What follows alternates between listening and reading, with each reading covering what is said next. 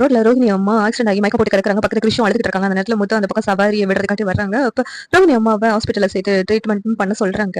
இங்க முத்து கிருஷ் வேற இருக்கிறதுனால மீனாவுக்கு எப்படியாவது கால் பண்ணி இன்ஃபார்ம் பண்ணுவோம்னு சொல்லிட்டு மீனாவுக்கு கால் பண்ணி சொல்றாங்க. மீனாவும் ஹாஸ்பிட்டலுக்கு வர்றாங்க. இங்க ரோகிணியோட அம்மா சீரியஸ் கண்டிஷன்ல இருக்கிறாங்க அப்படின்னு சொல்லிட்டு சொல்றாங்க. முத்துவும் மீனாவும் என்ன பண்றது இப்ப?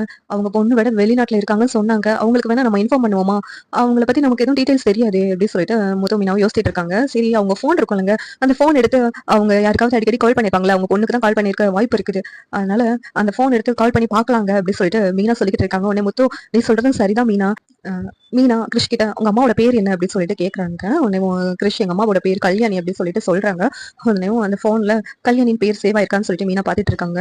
இங்க இந்த இருக்குங்க, இந்த நம்பர் தான் இருக்கும் அப்படின்னு சொல்லிட்டு மீனா கால் பண்றாங்க. கால் பண்ணா ரோஹிணி அந்த பக்கம் இருந்துட்டு, இன்னும் அம்மா கால் பண்ற மாதிரி இருக்கு, அம்மா இதுக்கு நேரம் கால் பண்ணிக்கிட்டு இருக்காங்க அப்படின்னு சொல்லிட்டு ஷோரூம்ல இருந்து, ஒரு நிமிஷம் மனோஜ், நான் பேசிட்டு வரேன், போன் வந்திருக்கு, இம்பார்ட்டன்ட் கால் அப்படின்னு சொல்லிட்டு பேச போறாங்க. ரோஹிணி அட்டன் பண்ணிட்டு, என்னம்மா இப்ப கால் பண்ணிருக்கேன் என்ன அப்படின்னு சொல்லிட்டு கேக்குறாங்க. உடனே மீனா ஷாக்கா நின்னுட்டு இருக்காங்க. இது என்ன ரோஹிணி வாய்ஸ் மாதிரி இருக்கே அப்படின்னு சொல்லிட்டு உடனே மீனா இருந்துட்டு, இங்க நீங்க தானே கல்யாணி அப்படின்னு சொல்லிட்டு கேக்குறாங்க.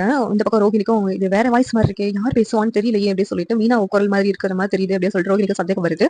உடனே என்னன்னு கேட்கும்போது, இங்க உங்க அம்மா ஆக்சிடென்ட் ஆகி ஹாஸ்பிட்டல்ல அட்மிட் பண்ணிருக்கோங்க, நீங்க உடனே கிளம்பி வரணும், நீங்க இத்தனை நாளா வெளிநாட்டுல இருக்காங்கன்னு உங்க அம்மா சொன்னாங்க, இப்பவும் உங்க அம்மா இந்த நிலைமையில இருக்கும்போது நீங்க பார்க்க வராம இருக்கிறது நல்லது கிடையாதுங்க, நீங்க உங்க அம்மாவை போய் பார்க்க வரணுங்க, பாவம் உங்க அம்மா சீரியஸா இருக்காங்க அப்படின்னு சொல்லிட்டு மீனா ஹாஸ்பிட்டலுங்க, கண்டிப்பா நான் பார்க்க வர்றேங்க அப்படின்னு சொல்லிட்டு ரோஹிணி போனை வச்சிடறாங்க.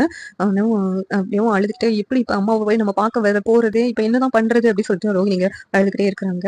இந்த சீரியல் எப்படி நல்லா இருக்கும் நீங்க நினைக்கிறீங்க? கமெண்ட் பண்ணுங்க. இந்த வீடியோ பிடிச்சிருந்தா லைக் பண்ணுங்க, ஷேர் பண்ணுங்க, சப்ஸ்கிரைப் பண்ணுங்க. தேங்க்யூ.